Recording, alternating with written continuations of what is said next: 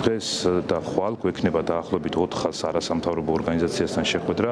სამუშაო ფორმატში განვიხილავთ ჩვენ იმ რეგულაციებს, იმ მონიტორინგის რეგულაციებს, რაც კანონს აქვს განსაზღვრული და ვფიქრობ, რომ ანტიკორუფციული ბიუროს შეთავაზება იმ შესაძლებლობასთან დაკავშირებით, რაც ორგანიზაციებს კიდევ უფრო მეტად გაუადვილებს, კიდევ უფრო მეტად სანდომიანს გახდით მათ სამუშაოებს, კიდევ უფრო მეტად პატივსაცემი იქნება მათი სამუშაოები, ეს შესაძლებლობას გამოიყენებს ყველა ის ორგანიზაცია. მთავარი უნდა აღინიშნოს, რომ ამ კანონ პროექტებს, რომელიც არის ფარას კანონი და გრანტების შესახებ კანონი, ძალიან ბევრი მომხრე ყავს დღეს ის ორგანიზაციები მხარს უჭერენ, ვისაც სურს იმუშაოს კეთილსინდისიერად და გამჭირვალედ და ის ორგანიზაციები, ვინც არ უჭერს მხარს გამჭირვალობას, მე ვფიქრობ, რომ ისინი ეწევიან შეფარულ საქმიანობას და რა თქმა უნდა, ეს არ არის კარგი, ეს არ არის დემოკრატიული, ეს არ არის ევროპული სტანდარტი, რასაც ისინი ამ დღეების განმავლობაში თავს გვახვევენ. ასევე სროა ინფორმაცია იმის შესახებ, რომ თითქოს ეს კანონები უზღუდავს რომელიმე ორგანიზაციას საქმიანობას.